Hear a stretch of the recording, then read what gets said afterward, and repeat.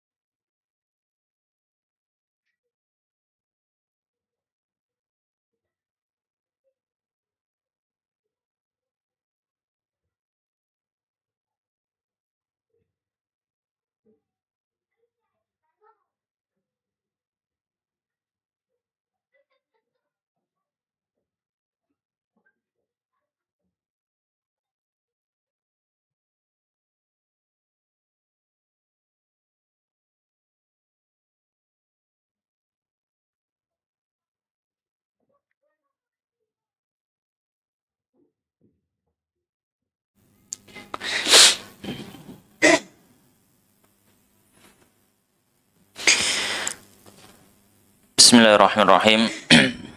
Assalamualaikum warahmatullahi wabarakatuh. Alhamdulillahirabbil alamin wa bihi nasta'inu ala umuri dunya waddin. Tsumma shalatu wassalamu ala asyrafil anbiya'i wal mursalin nabiyina wa habibina Muhammadin wa ala alihi wa ashabihi ajma'in wa man sara ala nahjihi ila yaumiddin. Ya ayyuhalladzina amanu taqullaha haqqa tuqatih wa la tamutunna illa wa antum muslimun. Allahumma subhanaka la ilma lana illa ma 'allamtana innaka antal alimul hakim. Wa tub 'alaina innaka antat tawwabur rahim. Allahumma faqqihna fid din wa 'allimna ta'wil.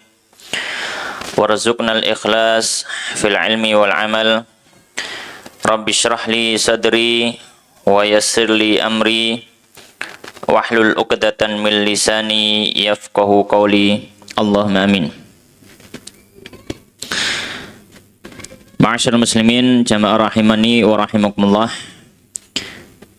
Alhamdulillah, kembali kita bersyukur pada Allah Subhanahu wa taala karena pada kesempatan malam hari ini Allah Subhanahu wa taala memberikan kita kenikmatan untuk kembali bermajelis dalam rangka tafaqquh fiddin, mempelajari agama Allah Subhanahu wa taala. Ambil khusus kita masih melanjutkan membahas kitab Matan Abu Syuja atau Matan Takrib yang ditulis oleh Imam Al-Qadhi Abu Syuja Ahmad ibn Husain Al-Asfahani Asy-Syafi'i rahimahullahu rahmatan wasi'ah, yang mana kitab ini adalah kitab fikih dasar sesuai dengan mazhab Imam Syafi'i rahimahullahu ta'ala. Dan kita masih melanjutkan pembahasan zakat.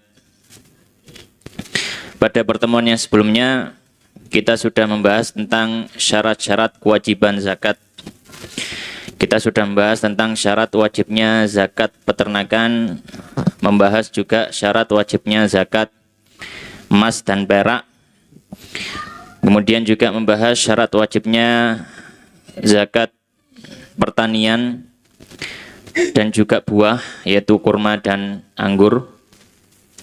Kemudian kita juga membahas syarat wajibnya zakat perdagangan. Maka setelah Musannif rahimahullah ta'ala beliau selesai membahas syarat wajib zakat, Sekarang beliau akan mulai membahas nisab zakat beserta kadar zakat yang dikeluarkan. Maka beliau menyampaikan bismillahirrahmanirrahim. Qala al-musannifu rahimallahu ta'ala wa nafa'ana bi ilmi fid dunya wal akhirah wa dakhalahu fasya jannatihi wa taghammadahu bi rahmatihi Allahumma amin. Faslun, pasal yang baru. Maka di sini beliau akan membahas satu persatu nisab daripada zakat. Yang pertama akan beliau bahas adalah tentang zakat peternakan. Maka beliau mengatakan berapa nisab zakat peternakan dan berapa kadar zakat yang dikeluarkan. Maka kita lihat dulu hewannya itu hewan apa. Sebagaimana yang sudah kita bahas pada awal-awal pembahasan zakat, bahwasanya hewan ternak yang wajib dizakati dengan zakat peternakan hanya 3 hewan, yaitu onta dengan segala macam jenisnya, yang kedua sapi dengan segala macam jenisnya, yang ketiga adalah kambing dengan segala macam jenisnya. Hewan selain 3 ini ketika diternak maka tidak ada zakat peternakannya.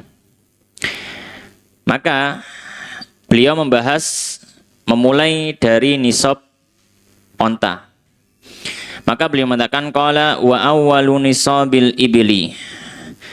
Dan pertama kali nisabnya onta khamsun adalah 5 ekor.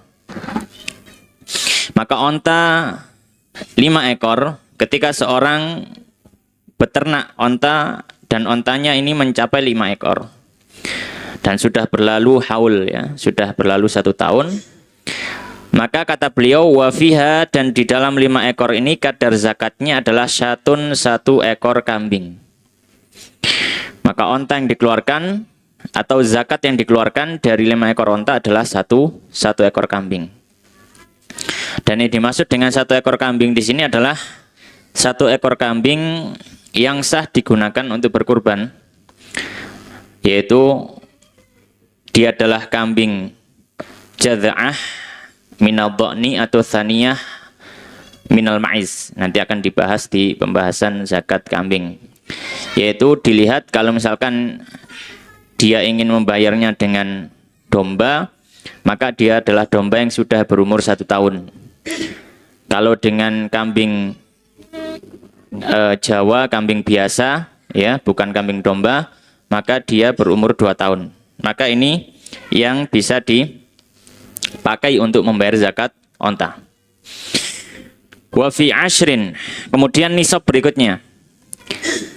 Setelah 5, kemudian wa fi ashrin 10 ekor. Syatani 2 ekor kambing. Maka nisab yang kedua adalah 10 ekor onta. Maka ketika orang punya 10 ekor onta dan berlalu 1 haul, maka zakatnya adalah 2 ekor kambing dengan kriteria yang sudah kita sampaikan. Nah, kalau misalkan orang itu ontanya di antara 2 batas nisab ini, misalkan ontanya 7 itu kan bukan 5 dan bukan 10, maka ini namanya waqs. Waqs itu adalah jarak, ya, atau posisi jumlah hitungan antara 2 batas nisab, itu namanya waqsun. Nah, kalau posisi jumlahnya ada di posisi di antara 2 batas nisab, maka dia ikut nisab paling kecil di antara keduanya. Maka di sini 5 dan 10. Kalau 5 1 ekor kambing, kalau 10 2 ekor kambing, maka dia ikut nisabnya 5 ekor kambing. Ya, nisabnya 5 ekor onta, Kalau misalkan nisabnya 5 ekor onta adalah dan zakatnya 1 ekor kambing dan 10 ekor onta adalah 2 ekor kambing, maka dia ikut nisabnya 5 ekor onta, ya, sehingga yang dikeluarkan adalah 1 kambing. Itu kalau misalkan dia 7, 8 atau 9, pokoknya belum nyampe ke nisab di atasnya. Ini namanya waqs. Dan begitu pun dengan nisab-nisab setelahnya. Ya, taib. Wa fi khamsata asyara. Kemudian setelah 10 ekor, batas nisab berikutnya adalah 15. Maka dalam 15 ekor onta zakatnya salasu syiahin, 3 ekor kambing. 3 ekor kambing. Itu yang ketiga. Yang keempat, nisab keempat, atasnya lagi wa fi ishrin, 20 ekor onta. Nisab 20 ekor onta, zakatnya adalah kata beliau arba'u syiahin, yaitu 4 ekor kambing. Ya. 4 ekor kambing. Maka dari 5 ekor onta sampai 20 ekor onta, dan sampai di atasnya sebelum nisab yang baru, ini zakatnya berupa kambing. Nah setelah ini nisab di atasnya, zakatnya ganti onta. Oleh karenanya beliau mengatakan wa fi khamsin wa ishrina, dan kalau ontanya itu 25, ontanya 25, maka zakatnya adalah bintu makhot. Apa bintu makhot itu? Bintu makhot itu adalah onta betina yang sudah berumur 2 tahun. Ini disebut bintu makhot. Maka zakatnya dia keluarkan onta betina yang berumur 2 tahun. Ya, onta betina berumur 2 tahun. Ini kalau sudah mencapai 25 onta. Kemudian nisab di atasnya wa fi sittin wa thalathin. Dan dalam 36 onta, nisab di atasnya bintu labunin, yaitu bintu labun. Apa bintu labun? Bintu labun adalah onta betina yang berumur 3 tahun. Itu bintu labun. Itu kadar zakatnya. Wa fi sittin wa arba'in, dan dalam 46 ekor onta. Nisab di atasnya 46.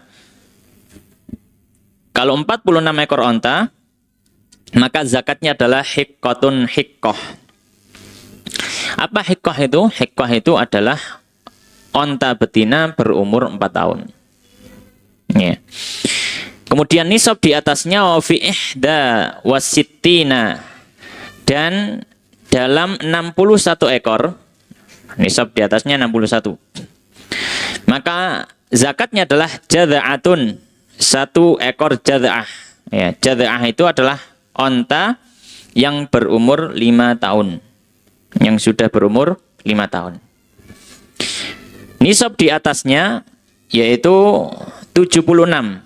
Beliau mengatakan wa fi sittin wa sab'in, dan dalam 76 ekor, maka zakatnya binta labunin, 2 ekor onta betina yang berumur 3 tahun. Ini kalau ontanya sudah 76 ekor. Maka zakatnya adalah 2 ekor onta betina berumur 3 tahun. Wa fi ihda wa tis'in, dan nisab di atasnya yaitu 91. Wa fi ihda wa tis'in, dan pada 91 ekor onta, zakatnya adalah hiqqatan, 2 ekor hiqqah. Hiqqah itu onta yang berumur 4 tahun. Ya. Dan nisab di atasnya wa fi mi'atin wa ihda wa ishrin. Nisab di atasnya, ya, dan ini yang sudah paling banyak, yaitu 121 ekor. Kalau orang sudah punya onta 121 ekor dan berlalu selama 1 haul, maka zakatnya salasu banati labunin, yaitu 3 ekor onta bintu labun. Bintu labun yang umur 3 tahun, 3 ekor. Baik. Nah, kalau dia punya ya onta di atasnya, ya, punya onta ya di atas daripada hitungan 121, maka zakatnya mengikuti sebuah kaidah. Apa kaidahnya? Kaidahnya summa fi kulli arba'in bintu labun wa fi kulli khamsin hiqqatun. Kaidahnya adalah di setiap hitungan 40 adalah bintu labun, yaitu onta umur 3 tahun, dan di setiap 50 ekor maka zakatnya hiqqatun, onta umur 4 tahun. Jadi di atas 121 ekor, maka dia silahkan memilih mau mengeluarkan bintu labun atau mengeluarkan hiqqah, onta umur 3 tahun atau 4 tahun. Misalkan ontanya 200. Ya, ontanya 200. Maka 200 ini bisa dia keluarkan pakai bintu labun. Maka kalau bintu labun ya tinggal dibagi 40. Ya, 200 dibagi 40 berarti Ya, maka dia keluarkan 5 ekor bintul labun. Kalau mau mengeluarkan hikoh juga bisa. Maka kalau hikoh kan per 50 berarti ya 200 dibagi 50, maka dia mengeluarkan 4 ekor bintul labun. Dan begitu seterusnya ya, dari nisab-nisab yang lebih daripada 121 ekor. Nah, ini adalah nisab daripada onta dan kadar zakatnya. Ya, insya Allah di Indonesia ini nggak ada. Ya. Ya, ontanya saja cuma ada di kebun binatang ya, nggak ada yang ternak gitu ya. Taib. Kemudian berikutnya adalah hewan sapi. Kalau peternakan sapi, maka di sini beliau mengatakan qala.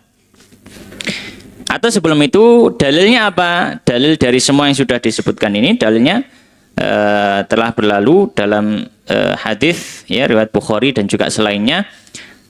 Dan itu sudah tertulis di mana sahabat Abu Bakar radhiyallahu ta'ala anhu yang menetapkan ini. Dan itu bukan berasal dari beliau, tapi ketetapan dari Nabi SAW. Kemudian ketika sahabat Abu Bakar jadi khalifah, beliau menulis surat ini bagi orang yang bertugas ngambil zakat. Ya. Kemudian itu ditulis di dalam kitab-kitab hadis. Kemudian hewan yang berikutnya adalah sapi. Maka nisab sapi dimulai dari angka 30 ekor. Maka beliau mengatakan faslun, pasal yang baru, wa awwalu nisabil baqari, dan pertama kali nisab sapi itu salasun, 30 ekor. Ya, maka kalau misalkan ya dia ternak sapi tapi masih punya 5 ekor, masih punya 20 ekor, 10 ekor, maka ini masih belum ada kewajiban zakat peternakan. Ya, belum ada kewajiban zakat peternakan. Nah, kalau sudah mencapai 30 dan sudah berlalu selama 1 haul, berapa zakatnya? Wa fiha tabi'un. Dan dalam 30 ekor ini tabi'un, dia keluarkan sapi umur 1 tahun. Ya, zakatnya adalah sapi umur 1 tahun. Kemudian nisab di atasnya setelah 30 ekor adalah wa fi arba'in. Dan dalam 40 ekor sapi. Ya. Kalau 40 ekor sapi, maka zakatnya sudah berganti, yaitu dengan musinnatun. Ya, musinnah itu sapi umur 2 tahun. Ya, sapi umur 2 tahun. Tip. Kemudian kata beliau, wa ala hadza abadan, wa ala hadza, dan atas hitungan ini abadan selamanya, fakis, maka kiaskan. Maksudnya adalah lebih daripada itu, maka silahkan dibuat kaidah sendiri, setiap 30 ekornya keluar sapi umur 1 tahun, atau setiap 40 ekornya keluar sapi umur 2 tahun. Jadi misalkan dia punya 100 ekor sapi, ya, maka di situ dia boleh keluarkan dengan per 30-an, berarti dia mau pakai tabi misalkan, sapi umur 1 tahun. Maka ya 30, berarti di ekor dia keluarkan apa? Tabi. Nah, tinggal 10. Nah, 10 nggak dihitung. Ya. Atau misalkan dia pilih per 40-an. Ya, kalau per 40-an berarti dia keluarkan sapi umur 2 tahun. Maka 40. Maka di situ dia keluarkan 2 ekor sapi umur 2 tahun. Dan begitu seterusnya. Taib. Nah, landasan dalam hal ini adalah hadis yang diriwayatkan oleh Imam Abu Dawud, Imam Tirmidzi dan selainnya dari sahabat Mu'adz ibni Jabal radhiyallahu ta'ala anhu. Beliau menyampaikan, ba'atsanin Nabi, telah mengutusku Nabi sallallahu alaihi wasallam ilal Yaman, ke Yaman. Fa'amarani, lalu Nabi memerintahkanku, an akhudha, untuk mengambil min kulli thalathin, di setiap 30 ekor baqaratan sapi, tabi'an au tabi'atan, yaitu zakatnya adalah sapi, 1 sapi umur 1 tahun, baik jantan atau betina. Wa min kulli arba'in, dan setiap 40 ekor sapi zakatnya adalah musinnatun, 1 ekor sapi berumur 2 tahun. Ini yang disampaikan oleh sahabat Mu'adz bin Jabal, dan itu mendapatkan perintah dari Nabi Shallallahu Alaihi Wasallam. Taib. Kemudian sekarang yang ketiga adalah nisabnya kambing. Maka beliau mengatakan qala al-musannif rahimahullah faslun, pasal yang baru.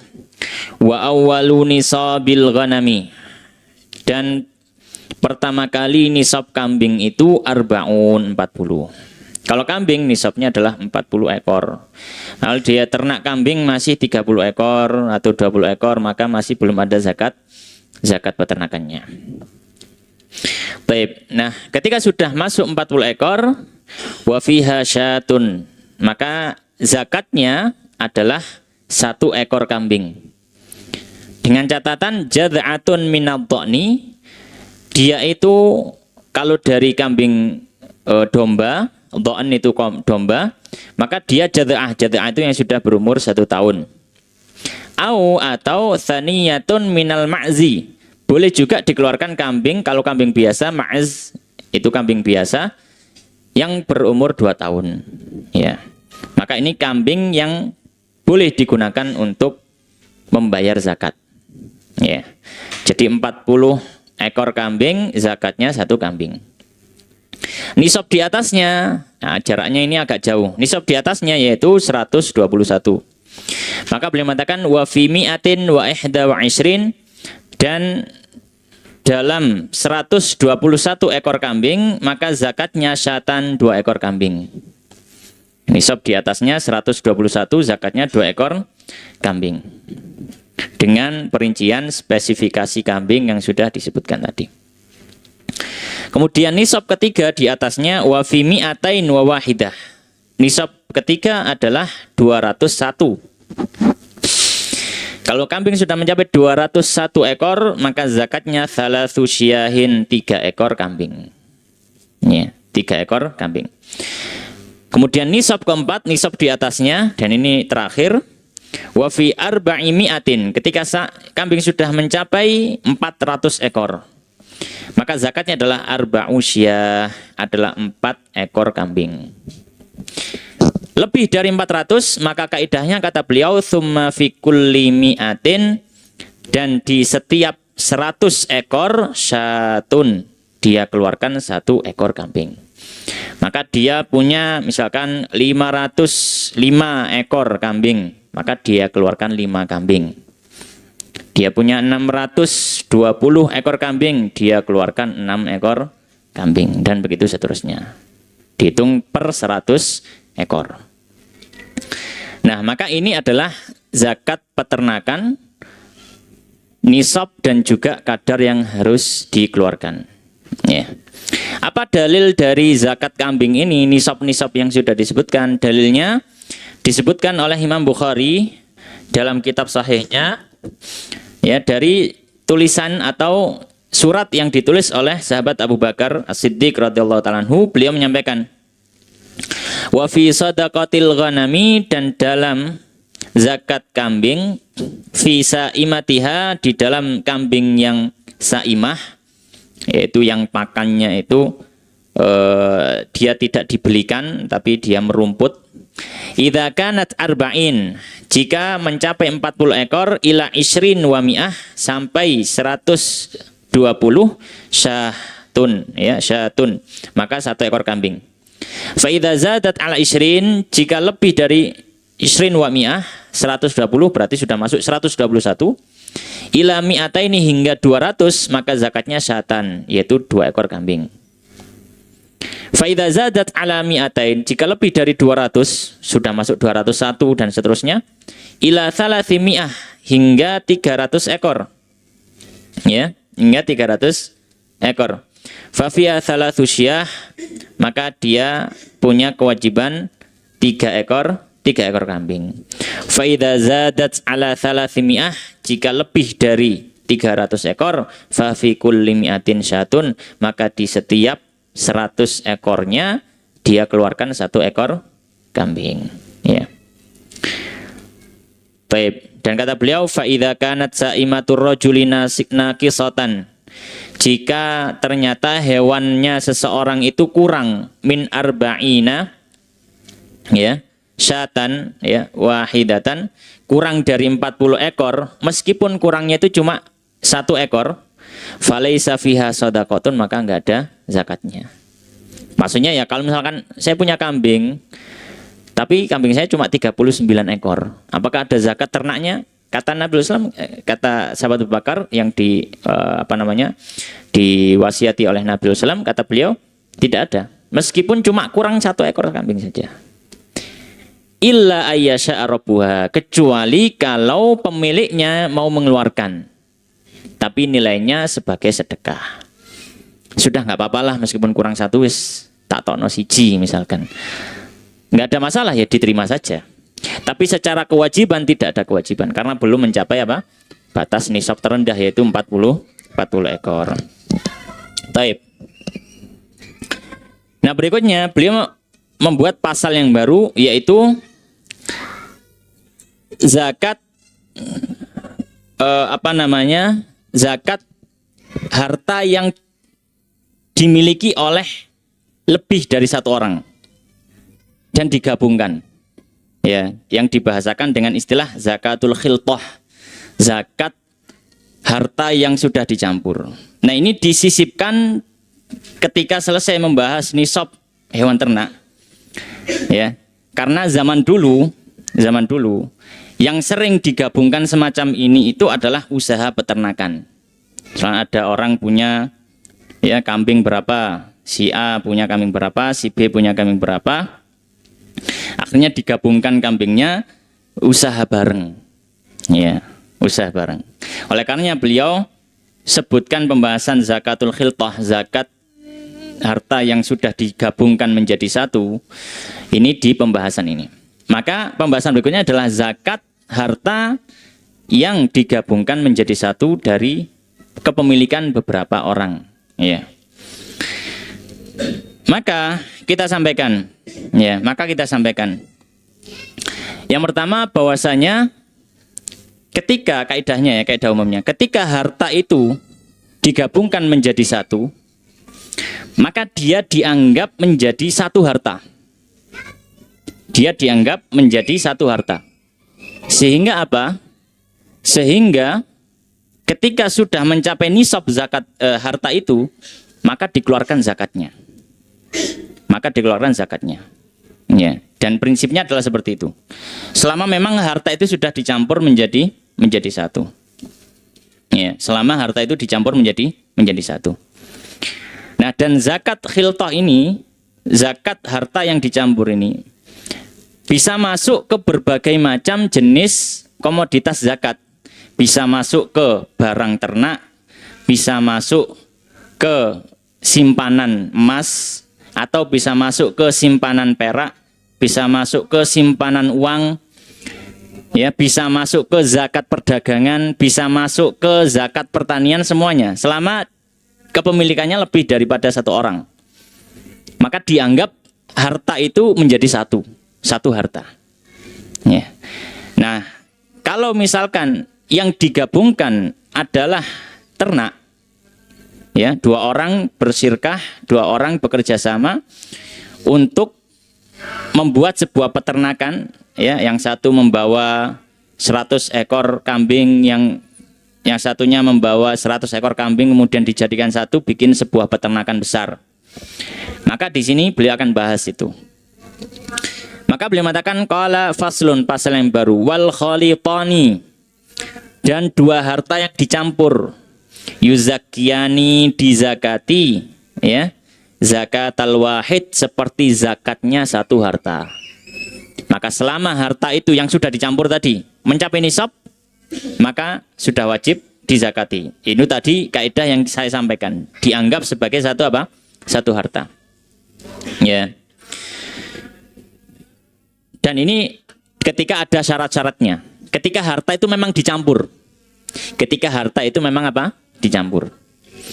Nah, dalilnya apa? Zakat harta yang dicampur ini dianggap sebagai satu harta. Dalilnya adalah hadis, ya.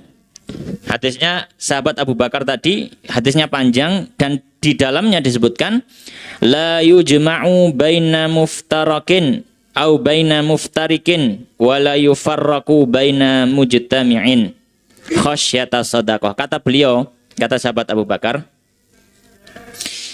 maka tidak boleh harta itu kalau sudah digabung jadi satu, kemudian sudah waktunya bayar zakat, misalkan sudah nyampe 1 haul kemudian dipisah.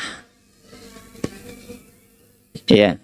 Atau misalkan awalnya nggak digabung, tapi setelah mau masuk 1 haul karena takut keluar zakat akhirnya digabung, sehingga dia itu berusaha lari dari zakat. Ini ngakali syariat, ini nggak boleh kata sahabat Abu Bakar. Ya, ngakali syariat. Nah, gimana gambarannya? Contoh gambaran pertama, ya, ketika sudah digabung kemudian dipisah untuk menghindari zakat, kadar zakat yang lebih besar. Misalkan ada orang bekerja sama, yang satu punya 20 ekor kambing, yang satu punya 20 ekor kambing, bekerja sama. Selama 1 tahun kambingnya beranak, ya, hingga mencapai sekitar 50 ekor. Ya, 50 ekor. Ketika sudah mau 1 haul, tiba-tiba keduanya bersepakat, ayo dibagi loro maneh. Sehingga yang harusnya dia sudah nyampe nisab, kalau dibagi 2, maka kan jadi 25-25. Maka 25 ini belum sampai nisab kambing. Kan paling sedikit 40. Maka akhirnya dua-duanya nggak ada yang bayar zakat. Ini nggak boleh. Nah, gambaran kedua, harta itu dikumpulkan ketika sudah tahu mau masuk 1 haul nanti bayar zakat. Ya. Ketika sudah masuk 1 haul nanti bayar zakat. Gambarannya contohnya misalkan, kita tahu tadi zakatnya kambing kan 40, 1 ekor, baru 2 ekor kalau dia kambingnya sudah mencapai 121. Nah, ini ada orang punya 40 ekor. Satu orang yang lain punya 40 juga. Ya. Kemudian diternak. Ya. Sampai mau 1 tahun kambingnya masing-masing sudah 50 ekor. Kalau dia terus lewat haul itu, kan dia harusnya keluarkan 1 ekor kambing. Harusnya keluar 1 ekor kambing. Tapi ngakali syariat, supaya nilai zakatnya lebih kecil, 2 orang bersepakat. Digabung wis, kate mlebu haul ya. Iya. Sampean pisan, iya, digabung. Akhirnya jadi berapa ekor? 100. 50 jadi 100. 100 ini belum mencapai nisab kedua. Maka 100 ekor ini keluarnya zakatnya cuma 1 ekor kambing. Jadi orang yang harusnya keluar 1 ekor jadi cuma separuh. Kata sahabat Umar, ini juga nggak boleh. Karena ini bentuknya ngakali syariat. Nah, terus bagaimana? Ya, maksudnya adalah 1 hewan itu atau 1 harta yang sudah digabung maka dihukumi sebagai 1 harta. Baik. Kemudian beliau mengatakan wa makana min khalitaini, kata Abu Bakar, dan apapun harta yang digabungkan oleh 2 orang yang bersyarikat untuk menggabungkan harta itu, fa innahuma yataraja'an, maka kembali kepada keduanya, bainahuma, antara keduanya, bisawiyah, dengan hitungan yang sama. Ya, dengan hitungan yang sama dalam artian ya dianggap sebagai 1 harta. Kembali ke matan Abu Syuja. Maka di sini beliau mengatakan faslun wal khalitani yuzakiyani zakatal wahid. 2 orang yang mencampur hartanya maka keduanya menzakati seperti zakatnya 1 orang. Hartanya juga hartanya 1 orang. Dan ini kalau hewan ternak, konteksnya hewan ternak, maka kalau hewan ternak yang digabung ada 7 syarat yang disebutkan oleh Abu Syuja. Ada 7 syarat supaya dianggap itu memang sudah digabung hartanya. Ya, atau hewannya sudah digabung. Kalau tidak terpenuhi, maka masih dianggap hewan itu punyanya sendiri-sendiri, belum digabung. Apa saja kata beliau? Bisa biisyara'id, dengan 7 syarat. Yang pertama, ya. Yang pertama, idza kanal marahu wahidan, ya. Jika tempat menggembalanya adalah masih 1 atau tempat tempat kandangnya, tempat tinggalnya hewan itu 1. Ya, ini syarat pertama. Jadi harus sama kandangnya, masih satu komplek gitu. Wahidan. Yang kedua, wal masrahu wahidan. Dan halaman dari kandang, misalkan hewan itu kan kadang dikeluarkan dari kandang supaya dia nggak jenuh atau apa, ya tapi nggak sampai dikeluarkan jauh-jauh gitu ya. Nah, tempat ngumpulnya hewan itu di luar kandang itu juga sama, masih satu area. Wal masrahu wahidan. Yang ketiga, wal mar'a wahidan. Tempat penggembalaan hewan itu satu. Ya. Jadi jadikan satu. Syarat yang keempat, wal fahlu wahidan. Kemudian pejantan, ya, pejantan untuk hewan-hewan ini juga jadi satu. Ya, tidak pejantan ini untuk hewan yang ini, pejantan ini untuk hewan yang ini, tidak. Tapi pejantannya sudah jadi satu. Hewannya si fulan juga pakai pejantan ini, hewannya fulan juga pakai pejantan yang sama. Ya. Yang kelima, wal masyrabu wahidan. Tempat minumnya juga sama. Ya, tempat minumnya juga sama. Kemudian yang keenam, wal halibu wahidan. Ya. Orang yang bertugas untuk mengambil susunya ini juga satu. Ya, satu orang. Dalam artian orang ini bertugas untuk semua hewan. Ya, tidak itu untuk hewannya si fulan, enggak. Tapi ya orang yang ditugaskan untuk kedua-duanya. Ya. Wa maudhi'ul halbi wahidan, dan tempat memerah susunya wahidan, yaitu satu tempat. Fa'ala kulli hal. Ya, fa'ala kulli hal. Intinya adalah dipersyaratkan supaya hewan ternak itu dianggap satu kepemilikan ketika dia tidak dibedakan sama sekali. Tidak dibedakan sama sekali, itu intinya. Dan beliau lebih perinci di sini 7 syarat tadi. Intinya, tapi kalau misalkan dibedakan, hanya bersepakat, ayo kita gabung, ya gabung. Tapi hewannya masih kandangnya masih beda, ya. Kemudian yang rambut juga beda dan seterusnya. Maka ini masih dianggap kambingnya masing-masing, ya. Karena hewan itu tidak dicampur jadi satu. Nah, ini juga berlaku bagi barang-barang lain. Ini juga berlaku bagi barang-barang yang lain. Ya. Misalkan ada petani, misalkan bekerja sama, ya, dia punya sawah, ada temannya punya sama, kemudian bekerja sama, ya, hasil panennya dicampur jadi satu, kemudian nanti dijual bareng, ya. Maka ini juga dianggap satu barang. Maka nisabnya dianggap satu nisab, ya, tidak dipisah-pisah. Dan keluar zakatnya juga sesuai nisabnya. Termasuk juga, ya, misalkan simpanan harta dan seterusnya, ya, dan seterusnya. Nah, ini juga bisa dikiaskan masalah ini, zakatul khilthah, dikiaskan ke masalah modern. Misalkan misalkan saham. Ya, misalkan saham. Orang punya saham di sebuah tempat, ya. Di sebuah tempat ada yang punya saham 30%, ada yang punya saham 40% dari usaha yang dijalankan. Ini kan perdagangan berarti, ya. Dari sebuah usaha yang dijalankan, itu pabrik atau apapun itu. Maka ketika sudah mencapai satu haul dan sudah mencapai nisab, maka dikeluarkan zakatnya.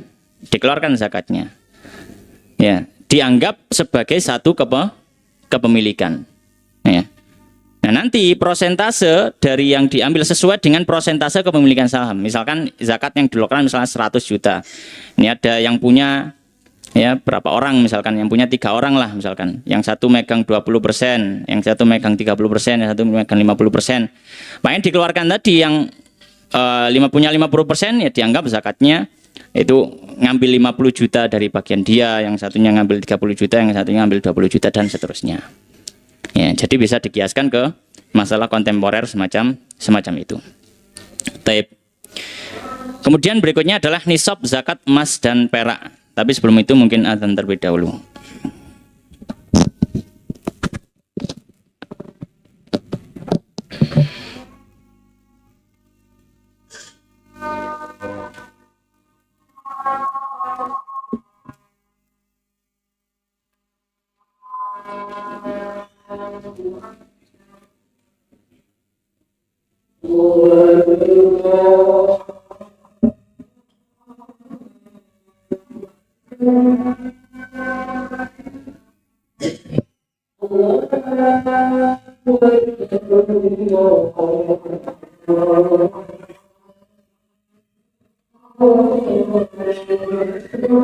Bang.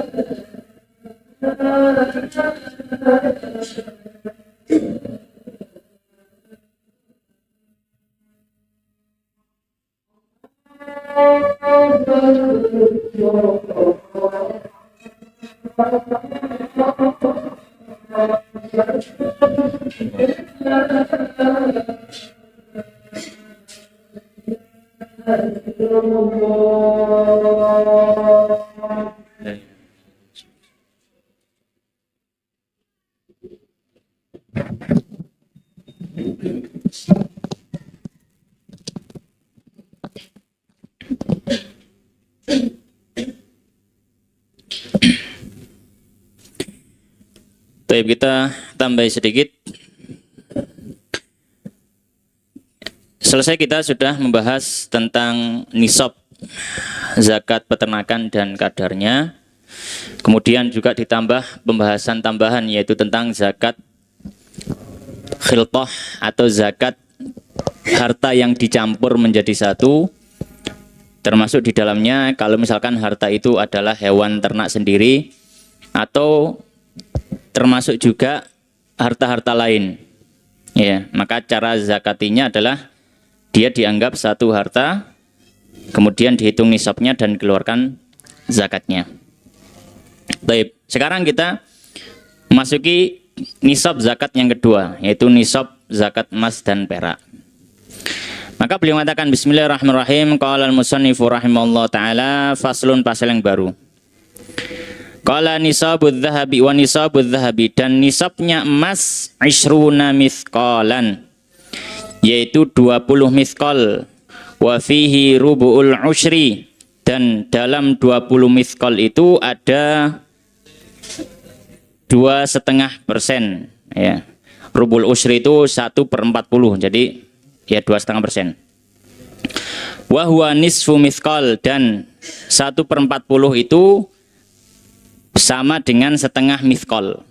Ya, wa fi ma zada, dan di dalam apa yang melebihi 20 mithqal bihisabihi, maka disesuaikan dengan hitungannya, dengan aturannya. Taib. Maka di sini beliau bahas yang pertama adalah nisab dan kadar dari zakat emas. Yang pertama, berapa nisab zakat emas? Nisab zakat emas dalam hadis disebutkan 20 mithqal. 20 mithqal ini kalau dikonversikan ke satuan modern maka ada khilaf. Ya, namanya ini sudah satuan lama ya dan sudah tidak terpakai. Kemudian dirubah, dikonvert ke satuan modern, ada khilaf dan itu biasa. Tapi kalau misalkan kita ngambil dari aturan Basnas, Basnas menetapkan sebagaimana mengikuti sebagian ulama, ya diantaranya Syekh Dr. Yusuf Al-Qardawi, maka hitungannya adalah sekitar, atau bukan sekitar ya, hitungannya adalah 85 gram emas 24 karat.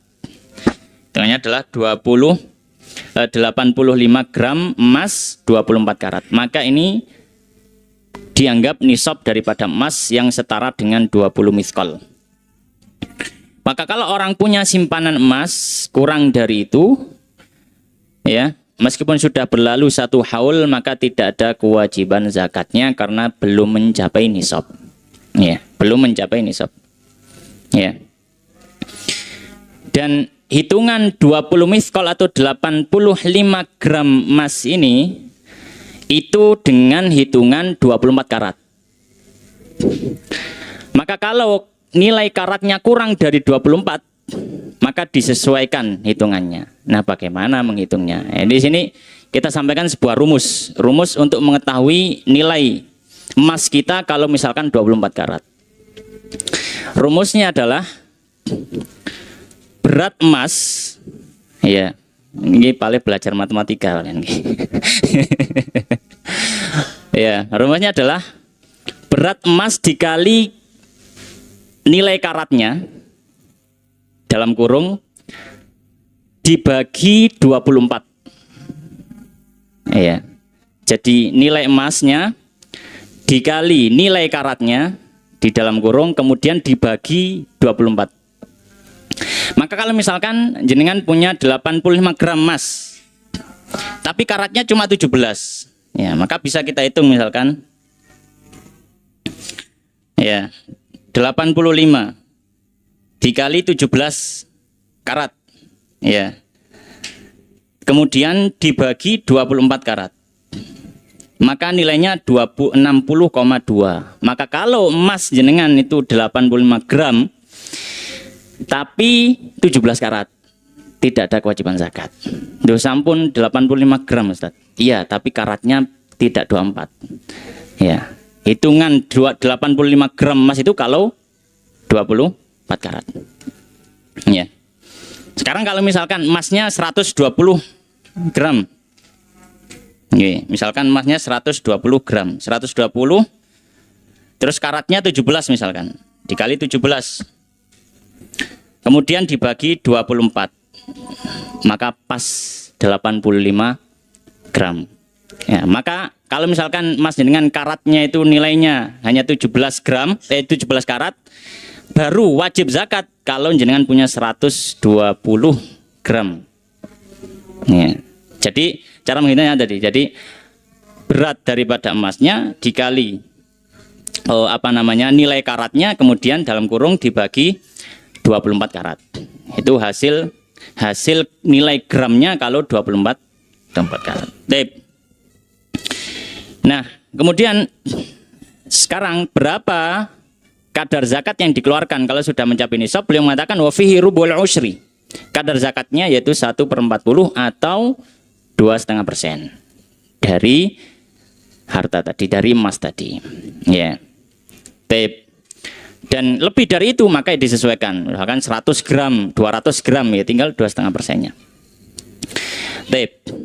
Apa landasannya dalam hal ini? Landasannya adalah hadis, ya. Untuk nisab emas ini hadis dari sahabat Ali radhiyallahu ta'ala anhu bahwasanya Nabi sallallahu alaihi wasallam menyampaikan walaisa 'alaika syai'un ya'ni fi dzahab. Dan tidak ada kewajiban atasmu apapun hatta, yaitu dari emas, hatta yakuna laka 20 dinaron, sampai kamu punya 20 dinar. Fa idza kana laka 20 dinaron, kalau kamu punya 20 dinar, wa hal 'alaihal haul, dan sudah berlalu 1 haul atasnya, fa fiha nisfu dinar, maka dia wajib mengeluarkan atau wajib setengah dinar. Nah, setengah dinar dari 20 dinar itu 1/40-nya. Fama zada, dan apa yang lebih dari itu, fa bihisabi dzalika, maka sesuai ukurannya. Ya, dan hadis diriwayatkan oleh Imam Abu Dawud dan juga selainnya. Nah, dinar yang dimaksud ya mithqal tadi itu sendiri, ya. Dinar yang dimaksud adalah mithqal itu sendiri. Taib. Itu untuk nisab emas dan kadar zakat yang dikeluarkan. Sekarang kalau nisab perak, maka beliau mengatakan qala wa nisabul wariki, dan nisab perak berapa? Mi'ata dirhamin, yaitu 200 dirham. Nah, nisab perak 200 dirham. Nah, 200 dirham juga ada khilaf dari para ulama kontemporer ketika mengkonversi ke satuan modern, ya, dikonversi ke gram. Tapi kalau kita ikut Basnas, ya, Basnas mengikuti ulama-ulama yang lainnya, ya, memilih pendapat ulama yang mengatakan bahwasanya 200 dirham itu setara 595 gram perak, 24 karat, ya, sama 24 karat. Maka kalau misalkan dia punya perak tapi tidak 24 karat, maka tadi dilihatnya, ngitungnya tadi berat perak dikalikan dengan nilai karatnya dalam kurung dibagi 24 karat. Maka itu muncul hasil berapa berat perak tersebut kalau misalkan dia 24 karat. Tep. Nah, zakatnya berapa? Sama dengan emas, wa fihi rubu'ul usyri, dan di dalamnya ada 1/40, yaitu 2,5%. Maka kadar zakat harta perak juga 2,5% atau 1/40. Wa huwa khamsatu darahim, dan 1/40 atau 2,5% dari 200 adalah 5 dirham. Wa fi ma zada, dan apa yang melebihi itu bihisabihi, sesuai hitungannya. Ya, misalkan dia punya 900 gram, punya 800 gram, maka diambil 2,5%-nya. Taib, dalilnya apa? Kalau zakat dari perak ini, dalilnya adalah hadis dari sahabat Abu Bakar, bahwasanya beliau menyampaikan dalam suratnya firriqati rubu'ul usyri, dan dalam perak maka zakatnya 1/40 atau 2,5%. Ya. Fa in lam takun illa tis'in wa mi'ah, ya. Jika dia hanya punya 190, ya, dirham, falaisa fiha syai'un, maka tidak ada kewajiban sedikit pun, ya, yaitu bagi apa? Bagi pemiliknya untuk mengeluarkan zakat. Karena belum mencapai nisabnya 200, ya. Illa ayyasha arabuha, kecuali kalau pemiliknya ingin bersedekah, silakan, nggak ada masalah. Tapi secara kewajiban masih belum ada wajib zakat. Dan landasannya juga hadis yang lain dari riwayat Bukhari dan Muslim, dari hadisnya sahabat Abu Sa'id Al-Khudri radhiyallahu ta'ala anhu, bahwasanya Nabi sallallahu alaihi wasallam menyampaikan, laisa fima duna khamsi awakin minal wariki sadaqah. Ya.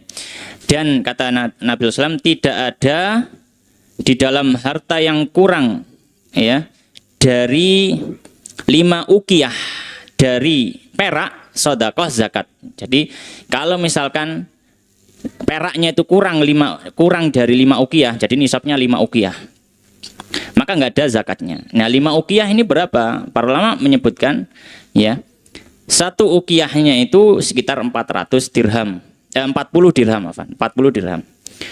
Maka di sini kalau 5 ukiyah, maka 40 dikali 5, 200 dirham. Ya, maka ini adalah nisab daripada perak dan juga kadar zakatnya, ya, dan juga kadar zakatnya. Kemudian di sini beliau menyebutkan beberapa masalah, ya. Beliau menyebutkan beberapa masalah.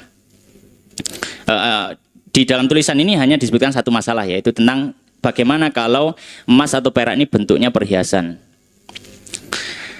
Maka beliau mengatakan, ya, masalah zakat perhiasan. Qala wala tajibu, dan tidak ada kewajiban fil huliyil mubahi, dalam perhiasan yang mubah. Ya, dalam perhiasan yang mubah zakatun zakat. Maka dalam mazhab Syafi'i, ya, dalam mazhab Syafi'i, kalau misalkan emas atau perak itu bentuknya ada perhiasan, ya, maka hukum asalnya tidak dianggap komoditas zakat. Hukum asalnya tidak dianggap komoditas zakat. Ya. Taib. Dalilnya apa? Dalilnya adalah hadis yang diriwayatkan oleh Imam Daruqutni, diriwayatkan oleh Imam Baihaqi, ya, dari sahabat. Ya, beberapa sahabat, diantaranya sahabat Jabir, ada juga sahabat Ibnu Umar, Sayyidah Aisyah, Sayyidah Asma, ya, dan sahabat Anas radhiyallahu ta'ala anhum, bahwasanya Nabi SAW menyampaikan la zakata fil huli, tidak ada zakat bagi perhiasan. Maka kalau dia perhiasan maka tidak dihitung. Ya. Tapi catatannya kita sampaikan tadi, hukum asalnya perhiasan itu tidak dianggap sebagai komoditas zakat meskipun terbuat dari emas dan perak. Ya, kecuali yang pertama, ya, jika itu dipergunakan dalam hal yang dihukumi haram. Misalnya apa? Misalkan yang punya perhiasan itu laki-laki, perhiasan emas, gelangan emas, kalungan emas, misalkan, dan seterusnya, ya, maka ini dia dianggap. Jadi dia nanti dihitung, termasuk komoditas yang harus dihitung nisabnya. Mencapai nisab wajib zakat. Ya. Makanya di sini disebutkan fil huli al mubah, yang mubah.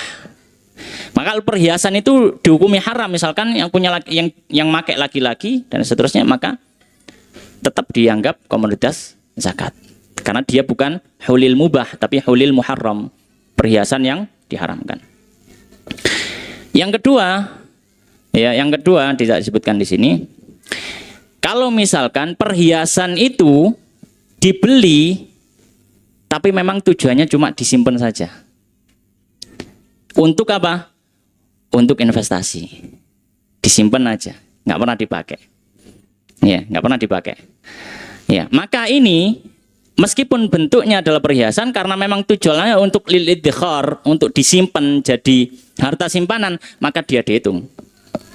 Ya, maka dia dihitung. Ya. Kenapa? Karena ketika itu dia sudah tidak dianggap lagi sebagai perhiasan. Soalnya kalau perhiasan itu dipakai meskipun jarang-jarang, tapi dipakai. Tapi kalau memang dia cuma disimpan saja, tujuannya nanti misalkan ini anakku kuliah tak dole, jadi digunakan untuk investasi, maka ya tetap berjalan haul itu. Berjalan haul tersebut. Taib. Kita berikan tambahan faedah, ya, tentang masalah perhiasan ini. Faedahnya adalah apa? Ya, faedah ketika seorang itu punya emas, ya, punya emas. Ya, apakah nisab emas ini dihitung sendiri dan tabungan berupa uang dihitung sendiri atau bagaimana? Kalau misalkan dia punya emas dan dia juga punya tabungan, ya. Baik. Maka kita katakan kalau misalkan itu antara emas dan uang, maka digabung dua-duanya. Maka digabung apa? Dua-duanya. Tidak dihitung sendiri-sendiri. Emasku kurang sampai 85 gram. Ya, uang saya juga belum sampai senilai emas 85 gram. Ya, berarti aku gak wajib zakat. Ya. Padahal emasnya itu nilainya 80 gram, uangnya juga senilai emas 80 gram gitu ya. Maka itu digabungkan. Ya, digabungkan kemudian dikeluarkan 2,5%-nya. Ya. Tapi kenapa? Karena uang ini dianggap satu komoditas dengan emas, satu jenis, karena uang ini dikiaskan ke emas. Bagaimana kita sebelumnya sudah bahas itu masalah nilai daripada nisab uang itu pakai apa. Baik. Kemudian masalah yang kedua, untuk nisab yang sudah disampaikan di sini, ini juga dikiaskan kepada simpanan dan itu berupa uang. Dan sebelumnya sudah kita jelaskan secara panjang lebar. Intinya, ya di sini intinya bahwasanya wallahu ta'ala alam, yang tampak bagi kami pribadi itu adalah dengan mengikuti nisab emas. Ya, karena kalau mengikuti nisab perak itu terlalu rendah nilainya, gitu ya. Jadi mengikuti nisab emas, kalau misalkan uang simpanannya itu sudah senilai 85 gram emas 24 karat, maka ada kewajiban zakat dan sudah berlalu satu haul. Itu masalah yang kedua. Kemudian faedah yang ketiga, nisab emas ini, ya, ataupun nisab perak ini termasuk juga nisab uang. Ya, termasuk juga nisab uang. Ya. Baik. Ketika, ya, di tengah-tengah perjalanan dalam satu haul itu kurang daripada nisab, maka ini terputus hitungan haulnya. Jadi emas, perak, dan uang itu baru start ngitung haul ketika dia sudah mencapai nisab. Dan itu nilai kadar nisab minimal itu terjaga stabil sampai akhir haul. Itu kalau dia nilainya sebagai simpanan. Karena nanti kita akan bahas tentang zakat perdagangan, zakat tijarah. Zakat tijarah itu enggak ngelihat awal tijarahnya, tapi langsung lihat akhir haul berapa. Akhir haul nyampe nisab, keluar zakat. Mau di tengah-tengah sebelumnya, di tengah-tengah tahun itu sempat down, ya, atau apa, pokoknya di akhir haul nyampe nisab, keluar zakat. Tapi kalau simpanan emas dan perak, itu ketika start itu, ketika nisabnya sudah mencapai itu start.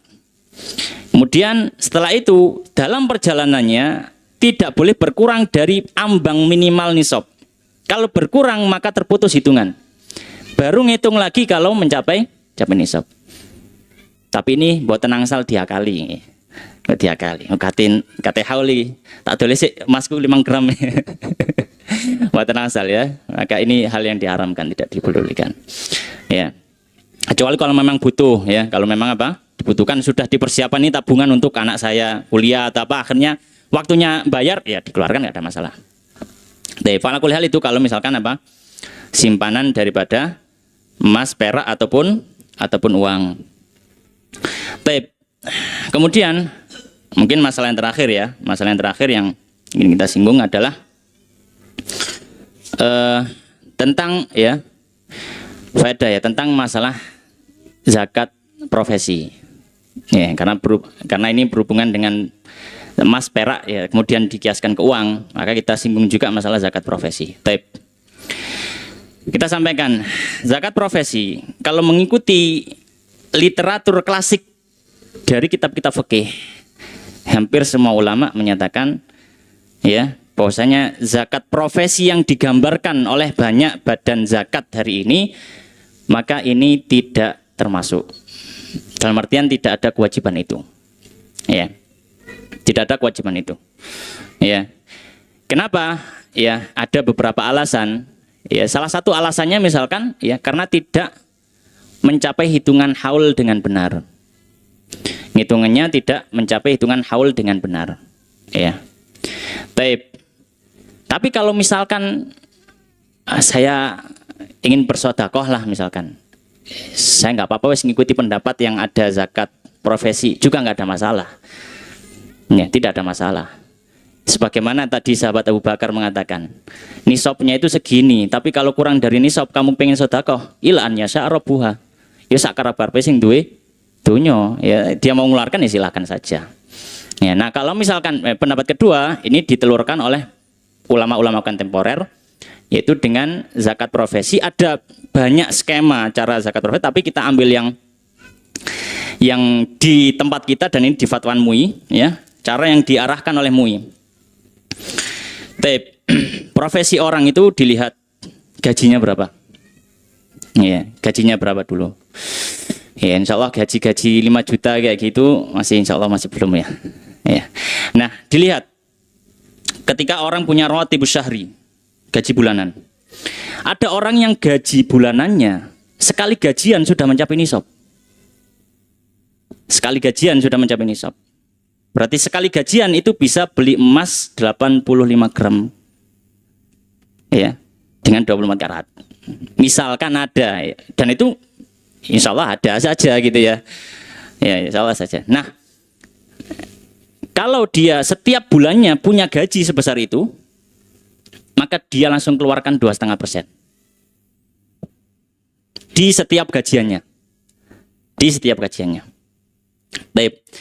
Landasannya apa? Landasannya ada beberapa riwayat dari beberapa sahabat, ya, beberapa sahabat tentang masalah malul mustafad, harta yang didapatkan secara tiba-tiba.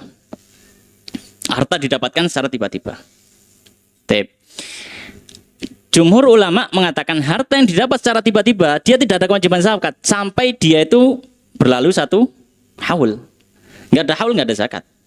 Ya, kecuali di beberapa zakat seperti pertanian, nggak pakai haul.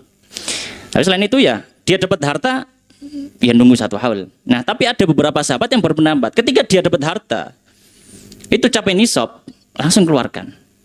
Ya, di antaranya adalah riwayat dari sahabat Ibnu Abbas radhiyallahu ta'ala anhu yang disebutkan oleh Ibnu Abi Syaibah dalam kitab Musannafnya. Beliau mengatakan yuzakkihi, ya, hina yastafiduhu. Kata sahabat Ibnu Abbas ketika ditanya, "Wahai Ibnu Abbas, bagaimana ketika orang itu tiba-tiba dapat harta banyak seukuran nisab?" Kata sahabat Ibnu Abbas, dia keluarkan zakatnya ketika dia dapat. Ketika dia dapat. Demikian juga yang difatwakan oleh Imam Az-Zuhri. Imam Zuhri gurunya Imam Malik Ibn Anas rahimahullah ta'ala. Beliau juga memfatwakan yang sama ketika orang dapat harta, ya, kemudian harta itu memang seukuran nisab, ya, seukuran nisab emas, maka ya dia langsung keluarkan zakatnya tidak menunggu haul. Tapi fatwa sahabat-sahabat yang lain yang menyatakan meskipun dia adalah mal mustafad, harta yang tiba-tiba dia dapatkan begitu saja, ya, seperti gaji dan seterusnya, ya, makanya tiba-tiba itu ya dia langsung dapat, gitu ya. Maka di sini masih nunggu satu haul, ya, dengan ukuran tadi. Kalau misalkan sampai berkurang di tengah-tengah haul maka terputus hitungan haulnya, baru ngitung lagi kalau sudah naik haulnya. Ala kulli hal, kembali kita ke tata cara mengeluarkan zakat profesi bagi yang ingin mengeluarkan zakat profesi. Maka orang yang punya profesi gajinya terbagi 2. Yang pertama, per bulannya dia dapat gaji senilai nisab, ya. Maka dia keluarkan ketika harta itu datang, ketika gaji itu datang. Kemudian yang kedua, ya, dia dapat gaji tapi tidak sampai senilai nisab. Tapi kalau dijumlah selama 1 tahun itu senilai nisab. Ya. Maka di sini silakan dia dikeluarkan, ya, setiap akhir tahun, setiap akhir haul. Dia dikeluarkan. Nah, ini skema yang disampaikan oleh MUI dalam, ya, fatwanya. Saya menukil fatwa tahun berapa ini ya?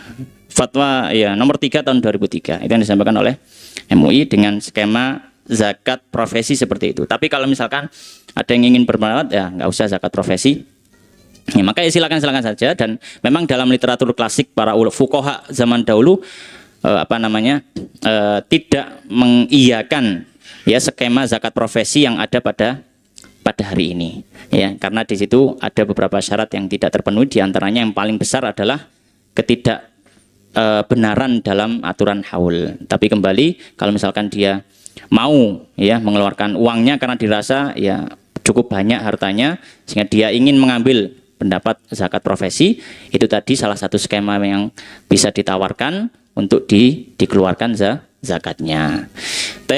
Mungkin sampai sini, insya Allah kita lanjutkan di pertemuan berikutnya dengan nisab zakat yang lainnya dan juga kadar zakatnya.